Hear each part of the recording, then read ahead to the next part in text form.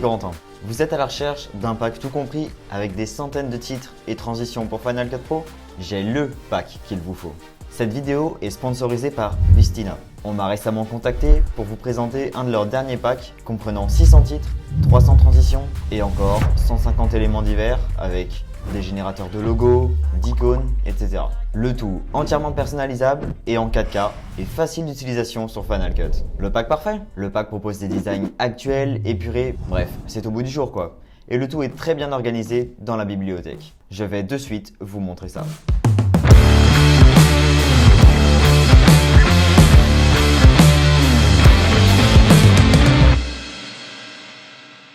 Donc une fois les fichiers correctement installés dans Final Cut, et vous verrez ça prend même pas 30 secondes, c'est super rapide, vous le retrouvez donc dans les titres, la section FCP Titles Collection, donc c'est exactement ça, donc je vais masquer la barre latérale. Et donc ici on retrouve les 600 titres et à la fin les 150 éléments qu'on pourrait considérer comme des générateurs mais ils sont classés dans les titres, que propose donc ce pack. On a donc 17 sections et je vais faire un petit débrief sur chacune d'entre elles. Donc premièrement on a Minimal Titles. Donc c'est des titres très simples, très épurés, avec un minimum d'animation. C'est à la fois simple mais très efficace. On va par exemple essayer le numéro 16. Une fois qu'on ouvre l'inspecteur, on a donc tous les réglages possibles. Et donc vous allez voir que c'est assez poussé. Donc là par exemple, si je veux juste changer la couleur de ma forme en bas, j'ai juste à la changer. Donc par exemple quelque chose de jaune. Si je voudrais plutôt y mettre un dégradé, je sélectionne dégradé. À ce moment-là, voilà, j'ai un dégradé. Donc pareil, je peux choisir les couleurs que je veux. On peut également changer les paramètres de la couleur, de la taille et puis de la police de titre. Si vous choisissez une police qui est par exemple, voilà, qui le déplace un petit peu, là on voit que le titre il marche un peu sur la forme. Vous pouvez totalement le déplacer vous-même. Ça va pas empêcher l'animation de se faire. D'ailleurs, vous verrez, on n'a même pas besoin de rendu. En fait, c'est super rapide puisqu'en fait les plugins sont très bien optimisés. Dans la seconde section, on a ce qu'on appelle les Kinetic Titles. C'est souvent des titres qui ont pas mal de mouvements. Donc pareil, c'est toujours très actuel, très design. Ici, on peut voir à des fois que les polices elles coupent, donc pas de panique. Quand vous utilisez le plugin, il vous suffit soit de changer la police, soit de déplacer l'élément. Et après, bien évidemment, vous pouvez pousser les réglages. C'est comme le texte classique qu'on peut personnaliser sur Final Cut. Donc là, pareil, on peut tout changer. Donc si je veux changer juste la couleur de la forme, il me suffit de faire ça. Vous avez aussi la possibilité d'activer ou désactiver l'animation qu'on a au début. Donc par exemple, si je coupe l'animation build-in, donc c'est l'animation du début, on n'a aucune animation. Par contre, on a le build-out, du coup l'animation de fin elle se fait. Voilà. Ensuite, on arrive dans la troisième section avec Corporate Titles. C'est un peu comme la première section, mais on a des designs un peu plus évolués.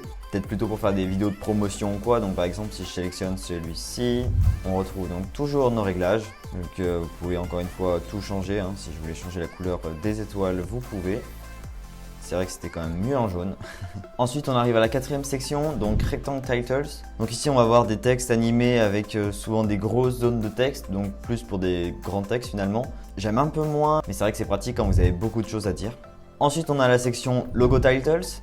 Donc ici, ça va être des textes avec la possibilité d'y implémenter une image ou une vidéo, ou notamment donc un logo. Donc tout fonctionne, mais c'est vrai que c'est quand même plus fait pour un logo. Donc par exemple, si je veux mettre celui-ci, je le sélectionne. Je vais aller directement y mettre mon logo. Donc ici, on a ce qu'on appelle la drop zone. Donc c'est ici qu'on va venir chercher nos éléments. Donc je clique. Je vais aller chercher dans ma bibliothèque. Ici, j'ai mon logo. J'applique le plan. Je referme la bibliothèque. Et voilà, il y a mon logo en plein au centre de l'image. Donc là encore, on peut changer les couleurs, etc. Donc on obtient cette animation-là. Ensuite, on a la section Quote Titles. Donc ici, c'est clairement pour les citations. Donc on aura une petite animation avec souvent les guillemets qui sont très représentatifs des citations. Ensuite, on arrive à la section Niche Titles. Donc ici, ça va être des textes où on aura par exemple la possibilité de mettre des coches. Ici, on aura même la possibilité par exemple de mettre des listes. Ou alors, on a aussi des petites animations avec certains icônes. Donc ici, on avait la localisation. Ici, on peut dire la cible. Ici, des petites animations avec des logos de musique, des notes de musique. Ensuite, on arrive à la section Longer Titles. Donc ici, c'est clairement pour des grands textes. Donc ici, il n'y a pas de doute. Ensuite, on arrive à la section Lower Third. Donc ici, ça va être les titres qu'on va placer en général en bas à gauche de l'écran. C'est souvent le cas à la télé, par exemple, quand on veut nommer une personne avec, par exemple, son métier ou quoi. Et sur certains titres, on a même la possibilité d'encore y ajouter une image, une vidéo. Voilà, donc on a la drop zone, donc c'est la petite case en grise avec la flèche. Donc voilà, pareil, plein de titres différents. En avoir une grande quantité comme cela, ça vous permet notamment de ne pas mettre toujours les mêmes, d'avoir pour chaque vidéo un titre propre à cette vidéo-là. Ensuite, on arrive à la typographie titles. Donc ici, ça va être des titres avec souvent des backgrounds, donc des arrière-plans. Donc pareil, hein, animé. Donc on en a encore une fois une belle tripotée et on a des choses vraiment très design, très actuelles que j'apprécie vraiment beaucoup. Donc voilà, par exemple ça, c'est très simple finalement. Mais c'est vrai que l'animation est déjà faite, c'est customisable et très facile d'utilisation. Donc pareil, là au centre, on peut venir y choisir une image. Donc moi par exemple, mon logo. Donc on a quelque chose de très visuel, très sympa. Entamons à présent la 11e section, les call-out. Donc c'est généralement pour légender un élément. Donc par exemple ici, ce serait pour légender le prix d'un produit par exemple. On peut également le faire avec encore une fois une image ou un logo ou carrément une zone de texte. Encore une fois, ils sont personnalisables. Donc par exemple ici, si vous voulez changer la valeur, vous aurez dans les réglages un contrôle dédié à cette valeur. Voilà, ici on a Final Numbers, donc si on veut que ce soit par exemple 56 au hasard, l'animation va se faire entre 0 et 56%. La 12e section, elle s'appelle Stomp. Ici on aura vraiment des textes très simples, mais très animés, qui auront beaucoup de mouvements. Par exemple des textes qu'on peut retrouver dans des bandes annonces de films par exemple, ou bien pour teaser une vidéo. C'est vraiment des textes impactants, lourds, qu'on aura tendance à retenir. La 13e section est dédiée aux réseaux sociaux. Donc ici on va retrouver des animations d'icônes par exemple pour YouTube. Cette section là existe pour vous dire qu'il faut vous abonner à ma chaîne et cliquer sur la petite cloche pour ne manquer aucune vidéo. On retrouvera des animations inspirées d'Instagram. On retrouvera notamment pas mal d'animations avec des icônes. Donc ici on a des cœurs, ici on a des mains. Ici on a un générateur d'emoji donc et vous pouvez choisir ce que vous voulez mettre. Donc l'emoji 1 si vous avez un emoji qui rigole ou bien un pouce en l'air. Ici on a des flammes, enfin bref, vous pouvez choisir les emojis que vous voulez qui apparaissent. La 14e section est uniquement dédiée aux icônes. Je la trouve très sympa celle-ci, on a plein d'icônes de toutes sortes avec voilà, une petite animation à chaque fois qui est très jolie, très représentative en tout cas de ce qu'elle veut montrer. La 15e section, elle est dédiée justement uniquement qu'aux logos. Vous avez des animations avec des emplacements pour vos logos et souvent un arrière-plan assez sympathique. On va toujours se la jouer originalité. Hein. Si vous ne le savez pas, je m'appelle Corentin Boulin. Et mon site internet c'est corentinboulin.com.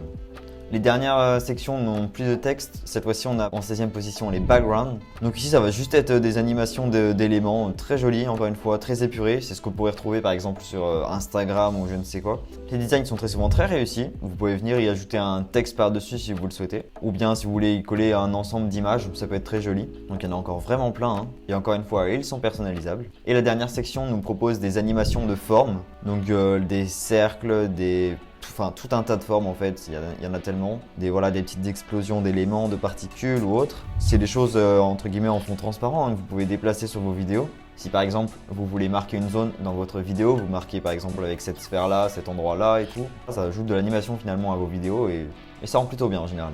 Voyons à présent ce qui est des transitions. Donc dans les transitions, on a toujours le pack FCP Transition Collection. Donc je vais encore une fois masquer la barre latérale. Donc voilà, ici on retrouve 300 transitions de toutes sortes et à chaque fois avec plein de versions différentes. Donc on a 8 sections, donc pareil je vais vous les présenter vite fait, une à une. Donc on a la première Basic Shapes. Donc ici ça va être souvent des transitions assez simples avec une ou plusieurs formes colorées. On a déjà pas mal de choix. Par exemple on va prendre celle-ci qui est assez sympa. Encore une fois, on peut tout personnaliser, tout ce qui est des couleurs et tout. C'est vraiment libre à nous de choisir ce qu'on veut. Ensuite, la deuxième section, ça va être les color shapes. Donc cette fois-ci, on va retrouver aussi des formes avec de la couleur, mais cette fois-ci, ça va être transparent. Voilà, encore une fois, on a plein de formes différentes. On a des choses assez sympas. Ensuite, la troisième section, et en général, celle-là, on l'aime bien, c'est la section glitch. Donc ici, on a pas mal de transitions en glitch.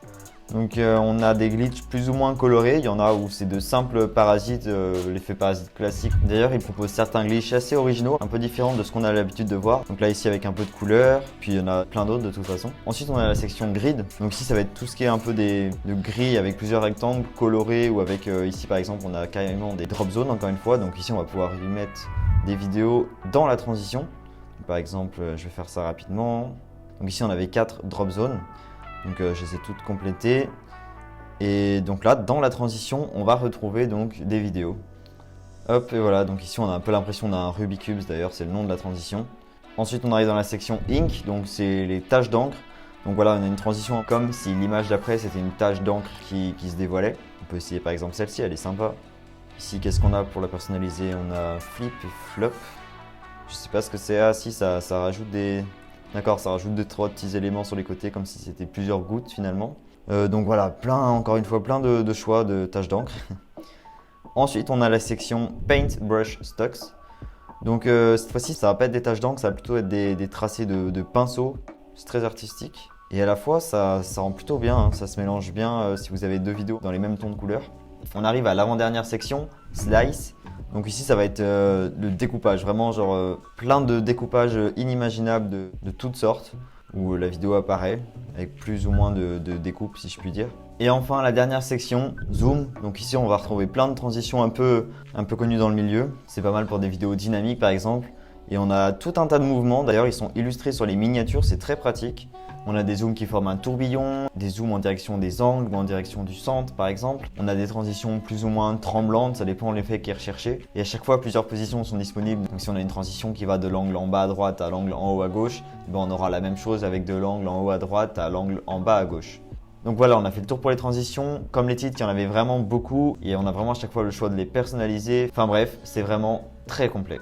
Allez checker le lien dans la description pour avoir plus de renseignements. Le pack est disponible sur Envato Market pour 39 $, soit à peu près 35 € selon le cours actuel. Envato Market, c'est un magasin en ligne qui propose des composants pour les domaines professionnels créatifs, tels que la conception web, la conception graphique ou même la production vidéo. Donc en plus de plugins, on y retrouve plein d'autres éléments. Et d'ailleurs, j'ai déjà souscrit un abonnement pendant le confinement pour avoir quelques éléments visuels. Et vraiment ce pack, pour ce prix, je trouve que ça vaut le coup. Je dis pas ça parce que je suis sponsorisé ou quoi, mais vraiment je trouve que ce pack est très complet. Quand je vois le prix de Final Cut Pro à peu près 330 € avec des bibliothèques de titres et transitions pas au bout du jour quoi, ça commence à dater, les transitions sont pas terribles, on a peu d'animation de texte, etc.